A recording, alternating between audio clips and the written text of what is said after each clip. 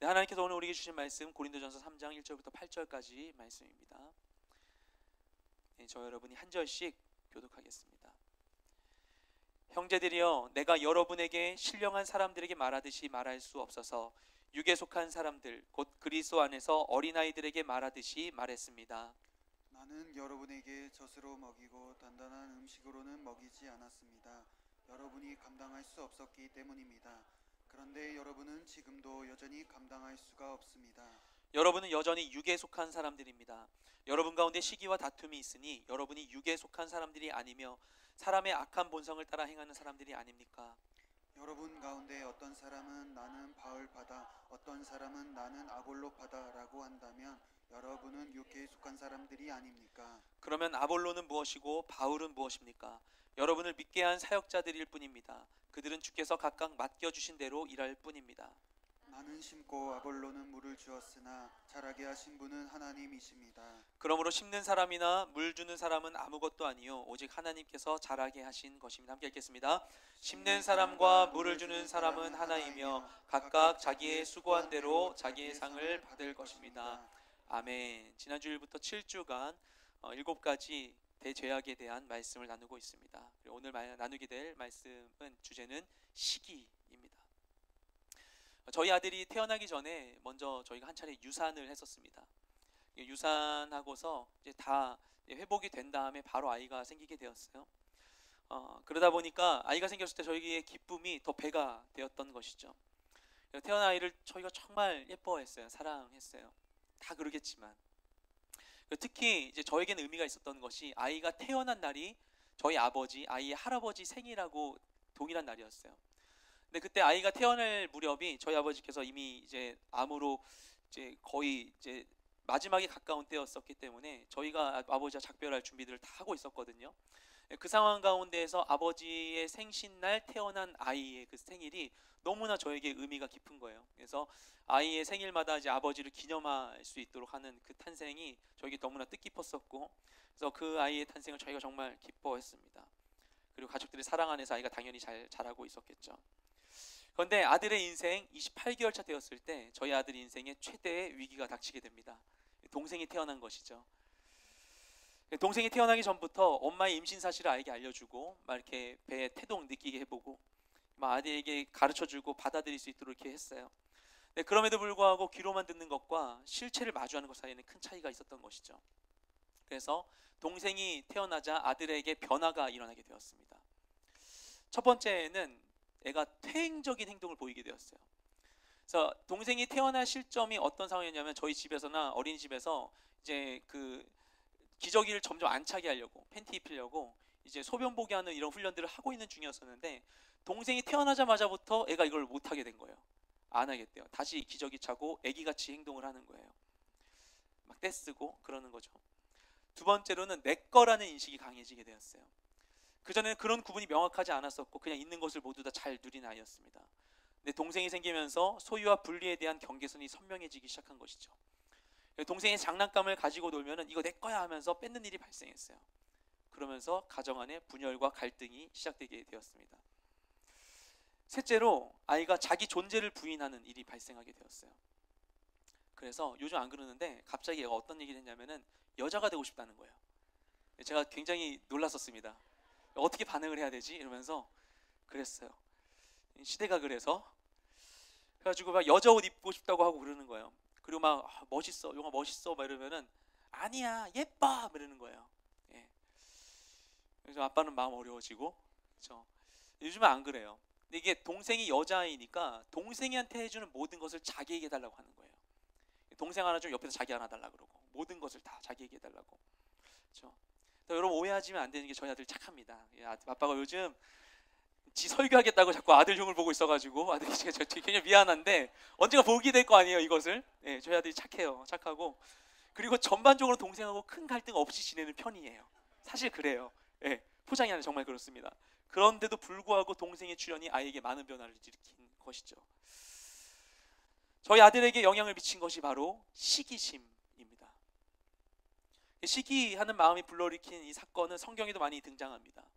그래서 인류 최초의 죄가 발생한 에덴 동산에서 하와가 선악과를 따먹게 된 데에는 지난주에 이야기했었던 것처럼 교만해져도 영향을 미쳤지만, 하지만 그것을 먹으면 눈이 밝아져서 하나님같이 될 것이라는 뱀의 유혹이 하와의 안에 있는 시기심을 자극하는 것이죠. 하나님을 하나님의 자리에 두지 못하고 하나님을 질투한 인간은 결국 죄로 인해 자신이 누리던 모든 것을 잃게 되었습니다. 그리고 오늘날 시기가 우리에게 일으키는 일도 비슷한 것이죠. 시기는 대체로 눈에 드러나는 죄악이 아닙니다. 대체로 우리 마음속에서 은밀하게 이루어지게 됩니다. 대부분의 사람들은 자기 마음속에 있는 그 시기심을 드러내지 않죠. 심지어는 자기 자신도 시기심을 부인할 때가 많습니다. 부럽지 않아? 이렇게 얘기하는 거죠. 왜냐하면 이 시기심이라는 것은 자기 비하를 동반하는 불쾌하고 고통스러운 감정이기 때문인 것입니다. 그래서 시기심은 드러나지 않고 은밀하게 영향을 미칩니다. 그런데 그 조용함과 은밀함에 반해서 시기심 안에는 폭발적인 에너지가 내재되어 있습니다. 시기심은 그래서 우리로 하여금 많은 소비 행위를 일으키게 하고 또 누군가에게는 열심히 살아내는 원동력이 되기도 합니다. 그리고 어떤 대상을 향한 강한 분노의 동인이 되기도 하죠. 프랑스의 인문학자 르네 지라르라는 사람이 인간에게는 모두 다 모방 욕망이 있다고 이야기를 했어요. 모방 욕망이 있다. 쉽게 이야기하면 질투 같은 것입니다. 그래서 인간의 욕망은 생물학적인 욕구랑 달라서 그냥 뭐 먹고 자고 하는 이 욕구랑 달라서 욕망은 근본적으로 경쟁적이고 모방적이라고 이야기를 해요. 그래서 그것을 여러 가지 이제 문헌들을 통해서 증명해냅니다. 이것을. 그래서 인간 사이에는 기본적으로 질투가 있는데 이 질투로 인한 갈등이 불가피하다는 거예요. 인간은 사회생활 가운데에서. 그래서 만인이 만인과 투쟁하는 상태에 이를 수밖에 없게 되는 것인데 이 질투라는 죄성의 문제를 해소하기 위해서 인류가 고안해낸 것이 무엇이냐면은 특정 희생양을 만드는 것이라고 했어요. 그래서 이 희생양을 만들면서 인류 문명이 발전하게 되었다라고 인류 문명에 대해서 이야기를 합니다. 인류 문명의 발전의 근원은 질투에 있다는 것이에요. 그처럼 이 시기 질투의 죄악은 인류 문명의 형성에까지 영향을 미치게 되는 거대한 힘이 되는 것이죠. 이처럼 시기라는 것은 설명드린 것처럼 눈에 드러나지 않지만 마음속에 은밀한 죄이지만 그 안에는 큰 에너지가 도사리고 있습니다. 그래서 보이지 않게 큰 영향력을 우리 삶 가운데 행사하는 것이죠. 그런데 이 시기는 모든 사람들의 공통적인 죄악이라는 것입니다. 이 시기라는 죄악의 보편성, 이것이 사실 우리에게 영향을 많이 미치게 되는 것이죠. 그래서 이것에 대한 이야기들이 많죠. 사촌이 집을 사면 배가 아프다는 말이나 부러우면 지는 거다, 이런 말들이 일반적으로 통용될 수 있는 것은 우리들 가운데 보이지 않는 시기의 공감대가 있기 때문인 것이죠. 그리고 사람들이 우리가 크고 우리가 성숙하게 될수록 어떻게 하냐면 좋은 일이 있을 때 남들 앞에서 이걸 감추게 돼요. 왜 그러는 것이죠? 사람들 안에 있는 시기심을 자극하지 않으려는 것이죠. 이것은 이미 우리가 자라나면서 우리 안에는 보편적으로 시기심이라는 게 있다는 것을 우리가 인정하기 때문에 그와 같은 행동을 하는 것이죠.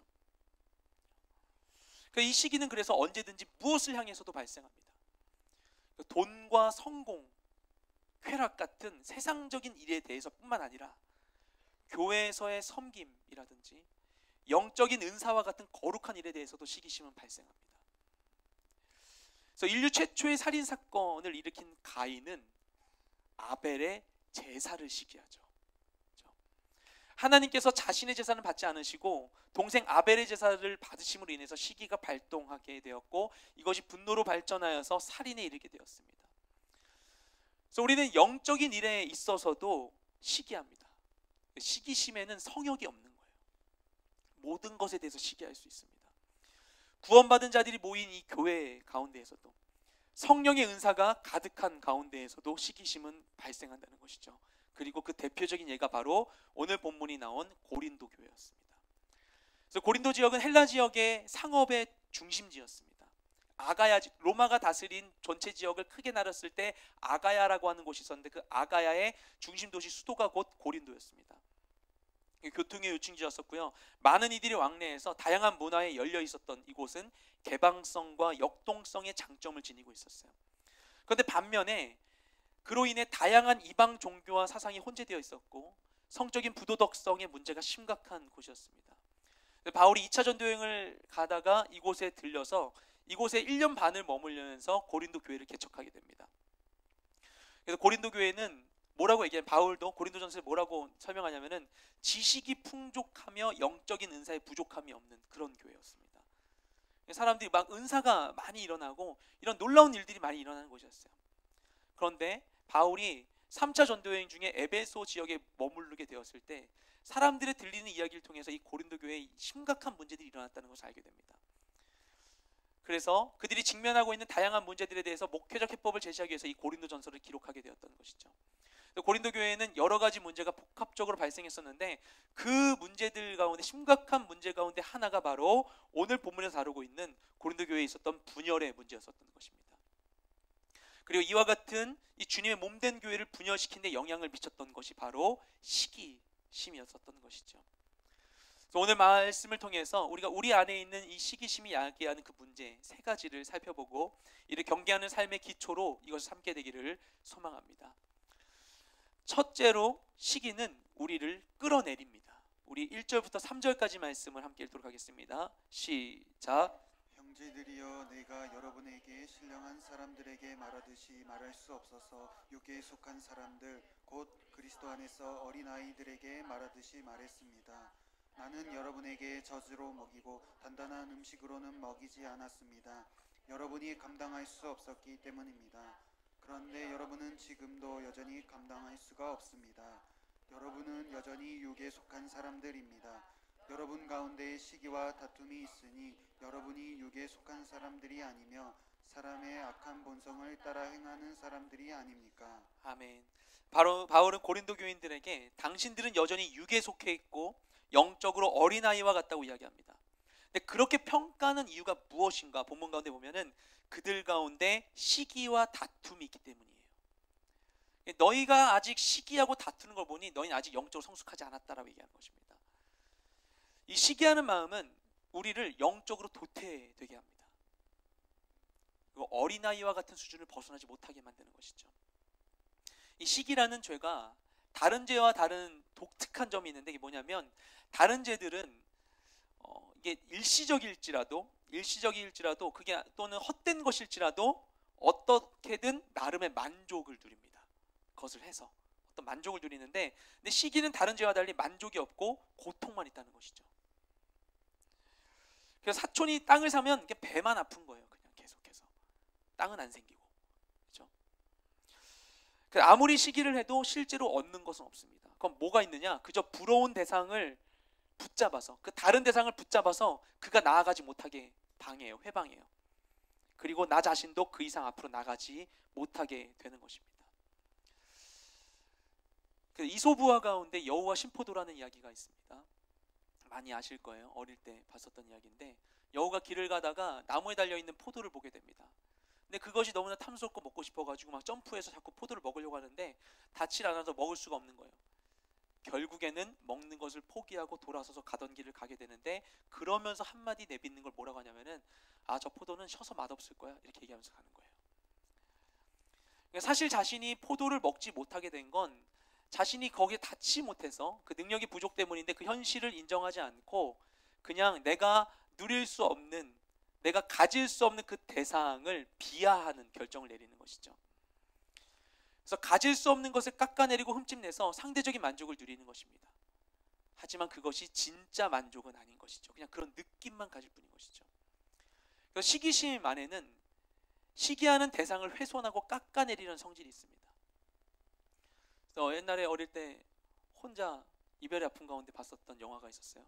배우 유지태 씨와 이영애 씨가 주연했던 허진호 감독의 봄날은 간다라는 영화였습니다. 근데 그 영화를 보면은 재미있는 장면이 있어요. 그 주인공, 남자 주인공이 한 여인을 열심히 사랑했는데 그 여자 주인공의 마음이 바뀌게 돼요. 바뀌는데 괴로워하다가 나중에 어떻게 되냐면은 그분이 일하는 곳으로, 그게 극 중에 강릉이죠. 거기로 가요. 가가지고 그분이 퇴근하고서 다른 남성과 같이 이동하는 것을 봅니다. 그러면 몰래 따라가요. 그들이 되게 좋은 시외에 있는 카페에 가 있는데 거기에서 즐겁게 놀고 있는 그들을 보고는 어떤 행동을 하냐면은 자동차 키를 꺼내서 그 상대 남자의 차를 긁습니다. 긁고 있다가 들켜서 도망가요. 굉장히 찌질하게 나와요. 비슷한 장면이 허진호 감독 영화에 나옵니다. 8월의 크리스마스에도 이별이라 생각하고는 쇼윈도 창문을 깨트리는 장면이 있죠. 비슷한 코드입니다. 그래서 우리가 내가 갖지 못하는 것에 대해서 망가뜨리려는 마음, 시기심은 파괴성이 있습니다. 질투가 폭력으로 변하게 되는 것이죠. 이처럼 시기심은 우리 안에 분노를 부추깁니다. 그래서 그렇게 발생한 분노는 자신이 시기한 대상을 파괴하는 데까지 이르는 것이죠. 그래서 요셉의 형들은 자기 동생, 막내 동생 요셉을 시기한 나머지 동생을 죽이려고 계획합니다. 그리고 결국에는 노예 상인들한테 팔아넘기게 되죠. 예수님 시대에 있었던 이스라엘 종교 지도자들은 예수님을 시기한 나머지 그분은 십자가에 못 박도록 내어주게 됩니다. 이 시기심은 이와 같이 파괴적인 속성이 있는 것이죠. 그래서 시기심이 무서운 것입니다. 무언가를 훼손하고 끌어내리려는 것. 이 시기는 다른 사람의 좋은 것 때문에 단순히 내 마음이 단순히 불편한 게 아니라 그 상대방의 좋은 것 때문에 나 자신이 초라해지고 수치스러워진다고 생각해서 마음이 불편해지는 겁니다. 실제로는 다른 이의 그 어떤 좋은 것이 그 사람의 좋은 점일 뿐이고 그 사람의 좋은 점이 존재하는 것 자체만으로는 나에게 어떤 부정적인 영향도 미치지 않는 것인데, 우리가 시기의 프리즘으로 바라보게 되면 다른 사람의 장점이 곧 나의 단점이 되어버리고 다른 사람의 유익이 곧 나의 손해가 되어버리는 것입니다. 그래서 시기심이 생기면 상대방의 좋은 점을 깎아내리게 되는 것이죠. 그리고 그 과정에서 험담하는 죄가 발생하기도 합니다. 잠언 18장 8절 말씀 가운데에는 이런 이야기가 있습니다. 남의 말 하기를 좋아하는 자의 말은, 남 험담하는 말은 얘기해요, 마치 별식과 같아서 뱃속 깊은 데로 내려간다. 이 표현이 잠언에 2번 나옵니다. 똑같은 구절이. 그만큼 남의 얘기는 재밌다는 거예요. 그렇죠? 누구에게나 흥미로운 대화 주제가 되는 거예요. 뱃속 깊숙이 들어가는 맛있는 별식과 같은 게 남 얘기라는 거예요. 그래서 그것을 안 하기가 쉽지가 않은 건데 그 과정 가운데에서 우리 안에 이 죄가 확대 재생산된다는 것입니다. 왜 그렇게 되느냐? 우리 마음속에는 누구나 시기하는 마음이 있기 때문인 것이죠. 다른 이를 비교 대상으로 여기고 흠집내고 싶어하는 마음이 있기 때문인 것입니다. 그래서 독일어 가운데 샤덴프로이데라는 단어가 있다고 합니다. 샤덴프로이데.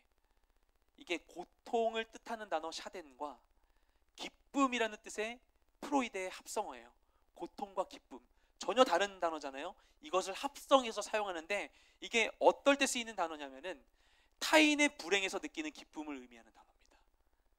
굉장히 디테일한 단어를 쓰고 있죠, 그들이. 그렇죠?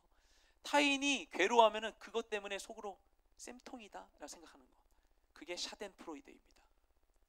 그래서 이것이 맞나 싶어서 실제 일본의 한 연구진이 연구를 했대요. 12명의 사람들을 이제 피실험자들을 모아서 그들에게 연기를 시켰어요. 최종적으로 어떻게 했냐면은 모두가 부러워할 수 있는 대상을 만들고 그 부러워하게 되는 그 대상이 망가지는 것을 이제 경험하게 돼요. 그 사람이 뭐 잘 됐는데 그게 부정을 통해서 했게 됐다, 이런 것들을 알게 돼서, 그렇죠? 그래서 그 모두가 부러워하는 사람에 대해서 이제 질투를 했는데 그 질투를 느낀 대상의 불행을 접한 사람들을 연구했어요. 그 사람들의 뇌를 촬영했는데, 그래서 내가 질투했던 대상의 불행을 알게 되자 그 사람들의 뇌에서 기쁨의 반응이 증가하는 것을 관측하게 됩니다. 그래서 우리 마음속에는 생물학적으로 샤덴프로이데가 있다. 다른 사람의, 내가 부러워하는 사람의 불행을 기뻐하는 마음이 우리 가운데 있다. 이것을 연구로 증명하는 것이죠. 그래서 우리 마음속에는 시기하는 대상이 잘못되기를 바라고 깎아내리고 싶은 죄악된 마음이 자리 잡고 있다는 것입니다. 그래서 미디어를 보면 유명인들의 스캔들이나 가십 기사들이 넘쳐나는 것이죠. 그것은 그들의 마음에 공감하고 그들을 걱정해서가 아닌 것이죠. 그래서 그들을 깎아내리는 것이 즐거움이 되기 때문입니다. 그리고 그들을 비하하면서 상대적으로 자신이 우위에 있는 듯한 착각을 누리게 되는 것이죠. 이 시기심은 그 부러운 대상을 끌어내리도록 우리의 마음을 충동합니다. 그런데 그 대상을 이와 같이 끌어내리면 어떤 현상이 일어나는가? 부러워서 부러운 것을 참을 수가 없어서 내 앞에 이렇게 서 있는 것을 볼 수가 없어서, 그래서 그것을 끌어내렸을 때에 내가 상대적으로 우위에 서는 것 같지만 실상은 그를 끌어내릴 때 나도 함께 끌어내려가게 된다는 것입니다. 함께 수준이 낮아지게 되는 거예요. 좋은 것을 좋다고 할 수 없는 문화는 발전의 발목을 잡게 되죠. 그리고 조직을 도태되게 만듭니다. 또한 시기심으로 다른 세상을 끌어내리면 결국엔 내 삶이 황폐해지는 거예요. 내가 이쁜 거 싫어. 이쁜 것들 보면 너무 싫어. 그래가지고 예쁜 걸 다 없애버려요. 예쁜 걸 다 없애버리면 내 주변에는 더 이상 아름다움의 기쁨을 누릴 수 없는 것들로 가득하게 되는 것이죠. 그냥 나만 돋보이고 싶어서 모든 것을 없애버리는 순간 아무것도 누릴 수 없게 되는 것입니다. 시기심이 주는 폭력성은 우리의 삶을 황폐하게 만들어버리는 것이죠. 결국 나 자신을 끌어내리게 됩니다. 그래서 우리는 선하고 고귀하고 가치 있고 좋은 것들을 존중하고 존경하고 감탄하고 감사할 수 있어야 됩니다. 좋은 것을 좋다고 할 수 있어야 돼요. 좋은 것을 경쟁의 대상으로 보지 않고 내가 누릴 수 있는 대상으로 봐야 되는 것입니다. 좋다는 말은 좋네, 이 말은 좋다, 이 말은 난 별로다라는 의미가 아니라 좋아서 내가 그 좋은 것을 누리고 있다라는 말이 되어야 하는 것이죠. 그때 우리의 삶에도 좋은 기준이 생기게 됩니다. 그리고 그 좋은 것에 대한 발견들을 하고 살려줄 때 그것이 내가 더 좋은 걸로 나아갈 수 있도록 디딜 수 있는, 발돋움할 수 있는 그 발판이 되어주는 것입니다. 좋은 것을 살릴 때 나도 함께 살아나게 되는 것이죠. 시기가 우리의 삶 가운데 주시는 어려움, 두 번째는 무엇인가 하면 시기는 우리를 분열시킵니다. 우리 4절부터 6절까지 말씀 함께 읽도록 하겠습니다. 시작. 여러분 가운데 어떤 사람은 나는 바울파다, 어떤 사람은 나는 아볼로파다라고 한다면 여러분은 육에 속한 사람들이 아닙니까? 그러면 아볼로는 무엇이고 바울은 무엇입니까? 여러분을 믿게 한 사역자들일 뿐입니다. 그들은 주께서 각각 맡겨주신 대로 일할 뿐입니다. 나는 심고 아볼로는 물을 주었으나 자라게 하신 분은 하나님이십니다. 아멘. 바울이 고린도 교회를 향해서 고린도전서를 쓰게 된 큰 문제 중에 하나는 아까도 말씀드렸듯이 고린도 교회 내에 있었던 분열이었습니다. 이 부분에 대해서는 1장 12절에서도 자세히 설명하고 있는데 우리 고린도전서 1장 12절 말씀을 함께 읽도록 하겠습니다. 시작. 내가 말하는 것은 이것입니다. 곧 여러분이 제각기 나는 바울파다, 나는 아볼로파다, 나는 게바파다, 나는 그리스도파다라고 하는 것입니다. 아멘. 고린도 교인들 내에서 각기 다른 분열의 소리들이 나왔습니다. 이는 각자 다른 지도자에게 속했다고 하는 것이었죠. 그래서 바울파라고 주장한 사람들은 아마도 바울에게 처음 복음을 듣고 개종한 사람들, 아마 이 교회의 개척 멤버 같은 사람들이었을 것입니다. 근데 바울이 떠나면서 아볼로를 지도자로 세거든요. 아볼로가 그래서 바울 이후에 고린도 교회에 부임해서 교회 성장을 이끌었어요. 그러면서 지금 현존하는 지도자인 것이죠. 아볼로파라고 주장한 사람들은 바울 이후에 교회에 와서 아볼로의 양육을 받은 사람들이었을 것입니다. 그리고 게바파라는 사람들이 등장하는데 이들은 당시 초대교회의 본부격이었던 예루살렘에서 게바에게 지도받았던 사람들이 여기에 이주해서 오게 된 게 아닐까라는 생각이 듭니다. 그리고 그리스도파라고 하는 사람들은 아마도 교회의 리더십과 관계를 무시하고 나는 그리스도하고 직접 소통해 라고 하면서 영적 교만에 빠진 사람들일 수 있습니다. 이들은 각기 자신의 가치를 증명하기 위해서 자신과 다른 이들 사이에 선을 긋고 자신이 경험한 케이스를 특별하게 부각시켰습니다. 그래서 난 너희들과 달라 라고 이야기한 것이죠. 나는 바울하고 이 교회 개척 때부터 함께한 사람이야. 나 아볼로한테 세례받았어. 그래서 나 베드로랑 잘 알아. 베드로 내 이름 알아. 이렇게 얘기하는 거예요. 그러면서 그것을 드러내서 그것을 자기의 신앙적 정체성으로 삼으려고 했었던 것이죠. 이처럼 비교 의식으로 다투고 분열하는 현상, 이건 역시 시기심과 연관되어 있습니다. 시기는 우리가 잘 알고 있듯이 다툼과 불협화음의 강력한 원인이 됩니다. 그런데 이 갈등을 일으키는 데 있어서 다른 어떤 것보다도 시기만이 가지고 있는 아주 탁월한 점이 있어요. 그게 뭐냐면은 시기는 서로 다른 집단이나 대적하는 대상과의 관계뿐만 아니라 매우 친밀한 관계 속에서도 불신과 불편함과 미움이 침투할 수 있게 도와준다는 거예요. 그래서 친한 사람끼리 갈라설 수 있게 하는데 시기가 아주 큰 역할을 합니다. 이런 점이 이제 시기의 큰 특징인데 특히 시기는 어떨 때 잘 발생하냐면은 가까운 관계 사이에서 더 큰 영향력을 발휘합니다. 아까 얘기했던 그 르네 지라르가 얘기한 것 중에 있는 얘기가 그런 거예요. 그러니까 우리는 나와 동떨어진, 나와 너무 멀리 있는 사람보다는 나와 가까이 있고 비슷한 조건에 있는 사람에게 더 시기를 느끼게 된다는 것이죠. 축구 선수 메시의 연간 수입이 1,500억 원이라는 기사를 보면 막 시기심이 일어나지 않아요. 예. 좋겠긴 해요. 그런데 그게 시기심이 일진 않아요. 그냥 운동 잘하면 그렇게 되는구나 이렇게 되는 거죠. 근데 만약에 친구와 함께 편의점 가가지고 같이 로또를 응모했는데 친구는 당첨되고 난 안 됐다면 그러면 시기심이 피어오를 것 같아요. 아, 그냥 그 한 장 뽑았을 때 내가 그거 하고 다음껏 얘 줄 걸. 아, 그거 아니죠? 점수를 매기는 거죠. 그렇죠. 종이에 있는 게 아니죠. 어쨌든 간에 막 그때 내가 같이 의논할 때 아, 그 번호 내가 얘기해 줬는데 막 이러면서 내 거가 될 수 있었는데 이런 생각할 수 있는 것이죠. 그래서 우리는 나와 가깝고 관련성이 깊고 비슷한 세상일수록 더욱더 시기합니다.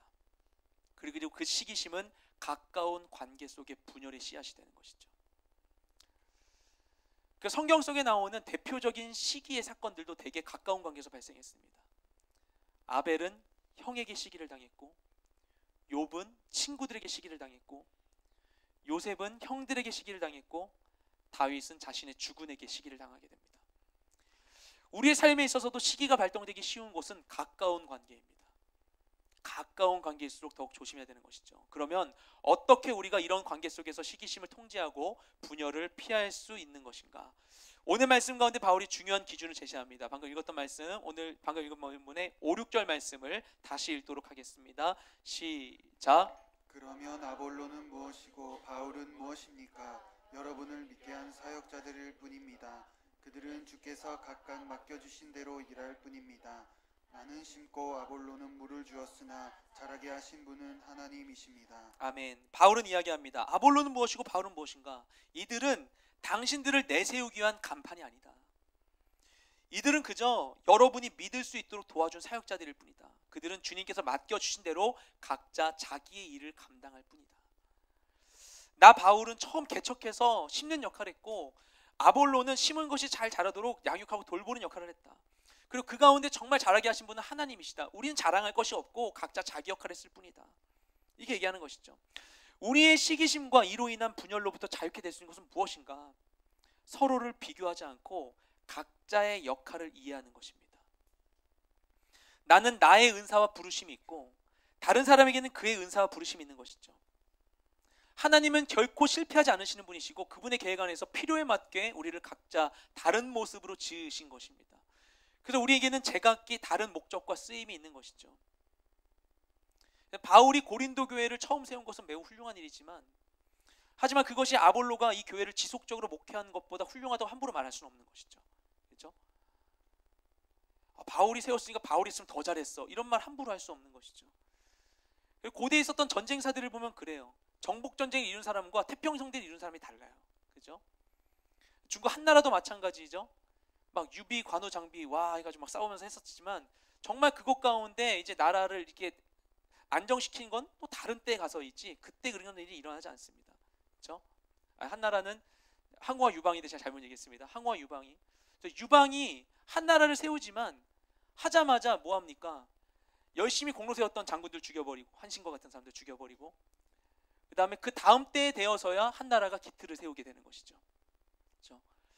그러니까 다 각기 다른 쓸모가 있었던 것이죠. 바울과 아볼로도 마찬가지였던 것입니다. 두 사람의 사역은 서로 비교 불가한 고유한 가치를 지니고 있는 것이죠. 그런데 우리는 그러한 각각의 특수성을 배제한 채 비교하려고 합니다. 그리고 시기해서는 안 될 것을 시기합니다. 그렇게 해서 나의 영역을 확보하고 간판을 세우면 그럼 내가 보호되고 자존심이 지켜지는 것 같지만 결국 그렇게 해서 남는 것은 초라한 영역 다툼일 뿐입니다.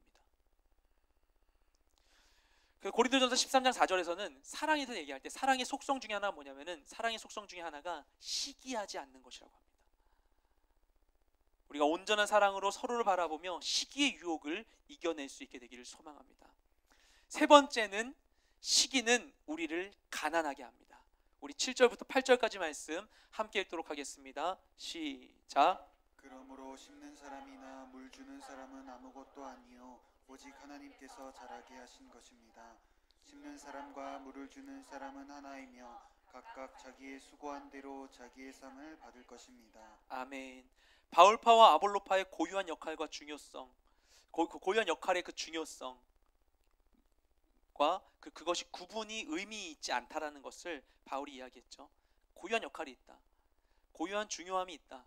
그리고 그것을 구분하는 것은 의미가 없다. 바울이 이야기하고서 바로 이어서 7, 8절에 이어서 이야기하는 것은 그래서 우리의 모든 수고가 무엇을 향해야 하는가?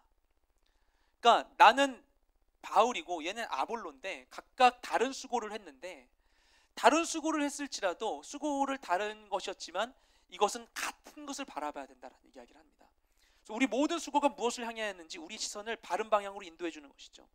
그래서 결국에 우리의 모든 삶과 헌신은 우리가 다른 역할들로 섬겼을지라도 다 하나님께로 수렴된다는 것입니다. 근데 이것이 중요한 것은 무엇이냐면은 우리는 나의 수고에 대해서 평가하고 보상할 수 있는 진짜 대상을 바라봐야 된다는 것입니다. 그래서 헛된 기쁨을 누리기 위해서 상대방만을 열심히 바라본다고 해서 내가 시기한 대상을 바라본다고 해서 무언가를 얻는 게 아니라는 것입니다. 그런데 오늘날 우리는 만인이 만인에 대한 비교의 시대를 살고 있죠. 그래서 SNS에 접속하면 전 세계인들의 자랑의 향연을 볼 수 있습니다. 그렇죠?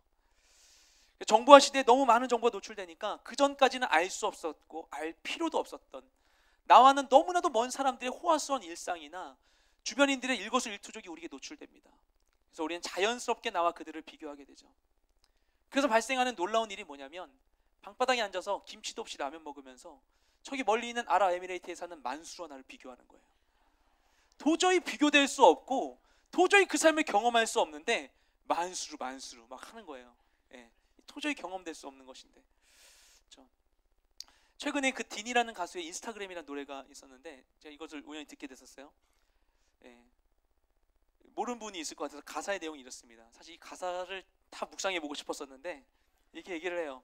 잘난 사람 많고 많지 누군 어디를 놀러 갔다지 좋아요는 안 눌렀어 나만 이런 것 같아서 저기 인스타그램 속엔 그래서 문제야 문제 온 세상 속엔 그렇죠? 똑같은 사랑 노래가 그래서 와닿지 못해 그것이 와닿지 못해 나의 밤 속엔 내가 지금 밤을 보내고 있는데 밤에 계속 인스타그램 하고 있는 거예요. 나의 밤 속엔 생각이 너무 많네 이렇게 하는 거예요. 근데 보면은 가사가 계속 그런 게 가사예요. 그러면서 뭐냐면 내 마음에는 구멍이 있어. 그건 뭘로도 못 채우는 것. 예.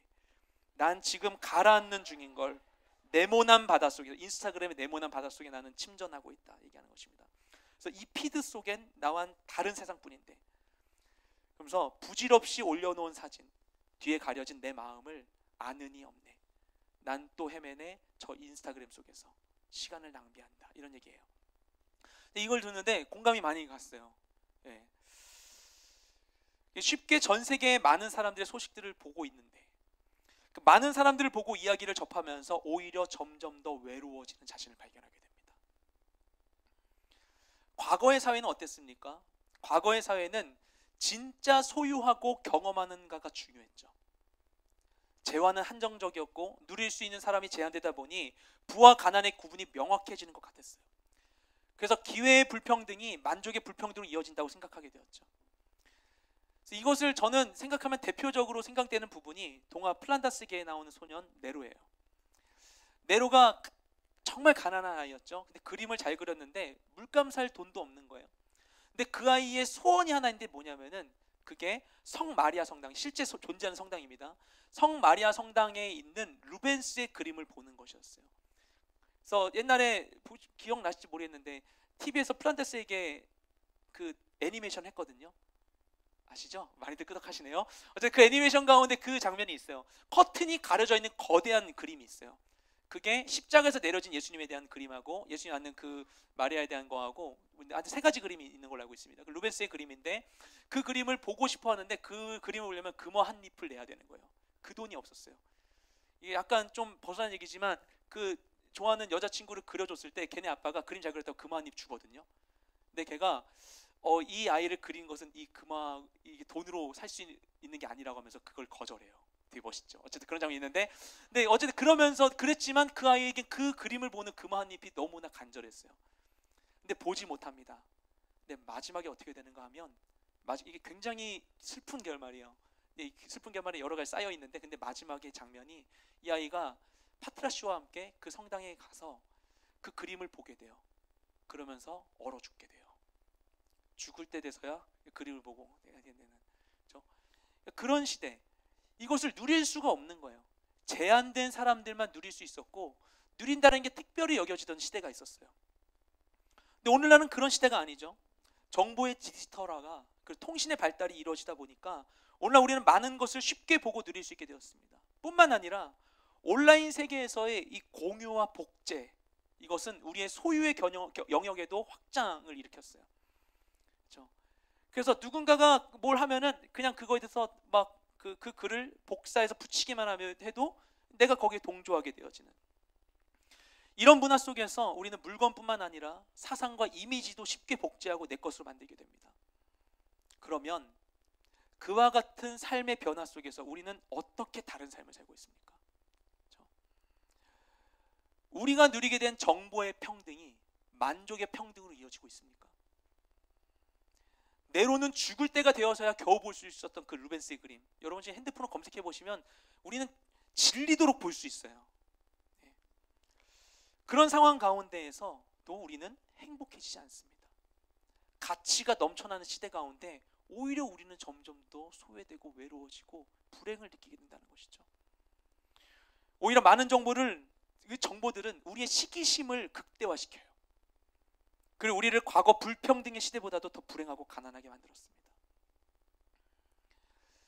오늘날 세상을 보면 시기심을 자극하는 정보로 가득합니다. 제가 어릴 때 TV에서 봤었던 인상적인 여성 의류 광고가 있었어요.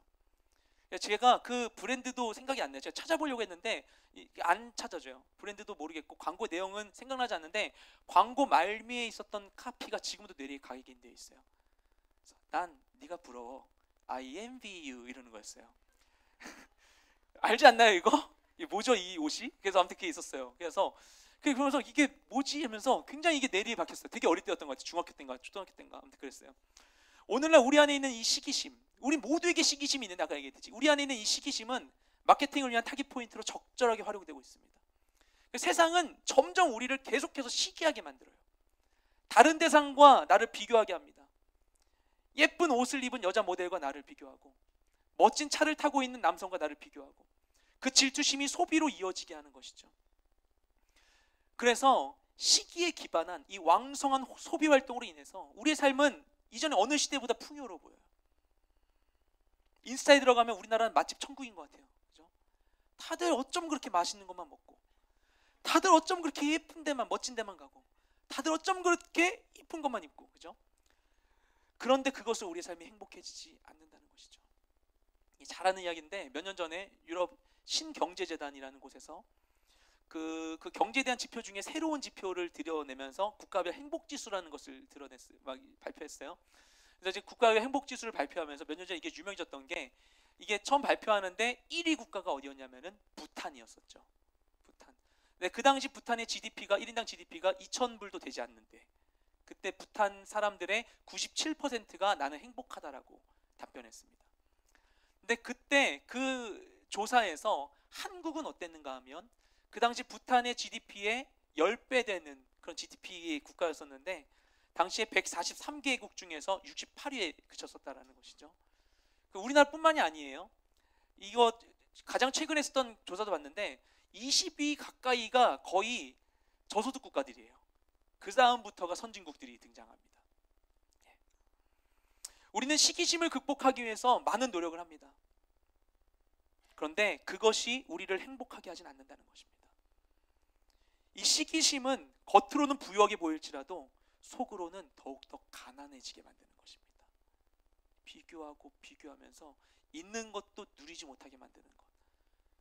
잠깐 있다 사라져 버리는 그 기쁨을 위해서 시기심을 극복하기 노력하는 것이죠. 마치 일주일 내내 내가 산 택배 오길 기다렸는데 뜯어보고 만져보는 순간 흥미가 사라지는 것과 같이, 그렇죠? 잠깐의 만족을 위해서 열심히 시기하고서 금세 지쳐버리게 되는 것이죠. 그러니까 바울은 이것을 극복할 방법을 갈라디아서에서 제시하고 있습니다. 우리 갈라디아서 5장 26절 말씀을 함께 읽도록 하겠습니다. 시작. 헛된 영광을 구해 서로 노엽게 하거나 질투하지 않도록 합시다. 아멘. 이 말씀에서 바울이 헛된 영광을 구하지 말라고 이야기합니다. 왜 그러냐? 헛된 영광을 구하는 결과는 결국에는 서로를 화나게 하거나 질투하는 것이기 때문에. 그러면 무엇을 해야 되는 것인가? 그래서 이것에 앞서서 이 말씀이 어떤 말씀의 맥락에서 진행되냐면 먼저 이런 얘기를 해요. 우리가 성령을 따라 행한다면 육체의 욕망을 채우려고 하지 않을 것이다. 그래서 우리가 성령 안에서 참된 영광을 구하며 살아갈 때 그때 시기와 질투로부터 자유로워진다는 것이죠. 그래서 헛된 영광 구하지 말고 성령을 따라 행하라 하면서 나오는 말씀이 성령의 9가지 열매예요. 우리 잘 아는 사랑과 희락과 화평과 오래 참음과 자비와 양성과 충성과 온유와 절제. 우리 인생 가운데 이와 같은 열매들이 맺혀야 된다는 것이에요. 성령 안에 살면 이런 열매가 맺힌다는 것이에요. 그렇지 않으면 육체의 열매를 맺게 될 것이다. 그래서 우리는 더욱더 시기와 질투를 조장하는 이 세상의 메시지 가운데서 벗어나야 됩니다. 벗어나서 나를 향한 하나님의 진리의 말씀에 우리가 귀 기울여야 합니다. 다른 대상과의 비교를 통해서 자신을 증명을 하기보다 나를 향한 하나님 아버지의 말씀을 들어야 되는 것이죠. 그 하나님 뭐라고 말씀하시는가? 진리는 이것입니다. 이 백성은 내가 나를 위하여 지었나니 나의 찬송을 부르게 하려 함이니라. 아멘. 하나님은 우리가 하나님을 찬양하도록 지으셨대요. 그것은 하나님 찬양한다는 것은 무엇입니까? 그분의 영광을 경험하고 그것에 반응한다는 것입니다. 진짜 영광, 그렇죠? 헛된 영광을 위해서 수고하는 것이 아니라 진짜 영광을 경험하고 누리는 것, 그것을 위해서 우리를 지으셨다라는 거예요. 진짜를 보고 기뻐할 수 있도록, 다른 모든 가짜들과 비교할 수 없는 그 하나님의 영광을 누릴 수 있도록 우리를 지으셨다라는 것입니다. 우리는 결코 다른 이에게서, 다른 이와의 비교에서 기쁨을 찾을 수 없습니다. 모든 비교의식에서 시선을 돌려서 진정한 만족을 주신 주님께로 향하게 될 수 있기를 소망합니다. 이 시기심은 하나님께서 주신 것에 만족하지 못하는 데서 시작하는 거죠.